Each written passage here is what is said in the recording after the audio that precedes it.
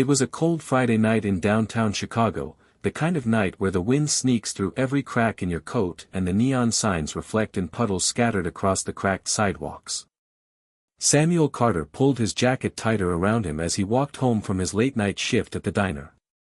He was tired, his feet ached, and he knew there'd be no rest when he got home. His daughter, Lily, would need help with her homework, and their leaky faucet still needed fixing. Samuel was a single father, raising his 10-year-old daughter on the edge of poverty. His wife had left years ago, unable to handle the weight of responsibility. Since then, Samuel had been both mother and father, protector and provider. He didn't complain, every sacrifice he made was for Lily. She was his world, his reason for working double shifts, his reason for smiling even when his stomach growled louder than hers. That night, Samuel's path led him past a quiet convenience store on the corner of 8th and Main. He thought nothing of it until he noticed a woman inside, elegantly dressed, with auburn hair flowing past her shoulders. She looked out of place, too refined for such a dim-lit store. But what caught his attention more was the way the store clerk's eyes flicked nervously toward the back. Something wasn't right. And then it happened. The door slammed open behind Samuel. Two men in ski masks stormed in, one holding a pistol, the other a knife. The atmosphere shifted in a heartbeat. The woman froze in shock, clutching a small purse, while the clerk raised trembling hands in surrender. Samuel's instincts kicked in before his mind had time to reason. He saw the gunman point his weapon toward the woman, yelling for her jewelry. Without thinking, Samuel rushed forward. "Get down," he shouted, shoving her behind him. The next moments were a blur of chaos. The gunman barked curses, shoving the barrel forward, but Samuel stood firm, shielding the woman with his own body. He had nothing, no weapon, no backup, but he had courage, the kind that blooms only when protecting someone else. "Take whatever you want," Samuel said, voice steady despite the fear racing through him. "But don't you dare touch her." The woman, hidden behind him, stared in stunned disbelief. This stranger, a man in a worn-out diner uniform, had placed himself between her and death without hesitation. The gunman sneered, shoving Samuel back, but before anything worse could happen, the store clerk triggered a silent alarm under the counter. Sirens wailed in the distance. Panicked, the robbers fled, knocking over displays as they bolted into the night. Silence fell, broken only by the woman's shaky breathing. Samuel turned, checking on her. "You okay?" She nodded, eyes wide, her lips trembling. "Why, you could have been killed. Why would you do that?" Samuel shrugged, as if it was nothing. "Because someone had to." Those simple words, spoken with raw sincerity, struck her harder than any grand declaration could have. She studied his face, the weariness, the lines etched by years of struggle, the strength in his eyes that no hardship had dimmed. Something inside her shifted. Her name was Isabella Morgan, though Samuel didn't know it yet. To the world, she was a millionaire businesswoman, heiress to a vast real estate empire. To Samuel, in that moment, she was just a frightened woman who needed protection. And that, his purity, his lack of pretense, was what drew her in. Over the following days, Isabella couldn't shake the memory of him. His courage. His humility. The way he didn't ask for thanks, didn't linger to impress. He had walked her out of the store that night, made sure she got into her car safely, then disappeared into the city streets as if nothing had happened. She found herself replaying his words, because someone had to. Isabella was surrounded by people who wanted something from her, money, influence, connections. Yet here was a man who risked everything without asking for anything in return. It intrigued her. No, it touched her heart in a way she hadn't felt in years. She hired a private investigator, not to invade his life, but to simply find him. And within a week, she stood outside a modest apartment building on the west side of town, far from the luxury high-rises she was used to. Through the window, she saw him, Samuel, sitting at a small kitchen table with his daughter. They were laughing together, the warmth between them undeniable even from a distance.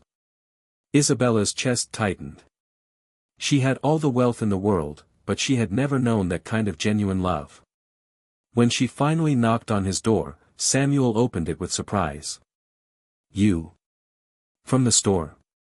She smiled nervously. "I never got to thank you properly. May I?" Lily peeked out from behind her father, curiosity sparkling in her young eyes. Samuel hesitated, then stepped aside.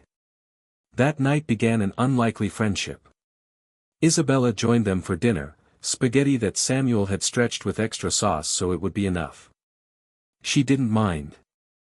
In fact, she loved it. For the first time in years, she felt human again, not a symbol of wealth. As weeks passed, she visited more often.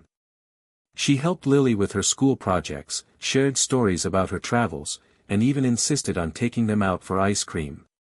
Samuel remained cautious, unaware of her true identity. He thought she was just an ordinary woman who had taken an interest in his daughter.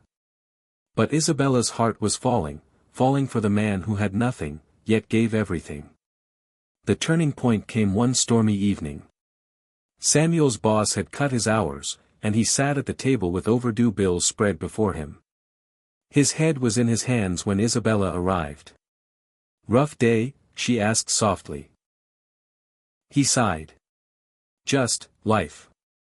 I don't mind going without, but Lily deserves better than this." Isabella's eyes welled. She wanted to tell him right then, about who she was, about the resources she had that could change his life overnight.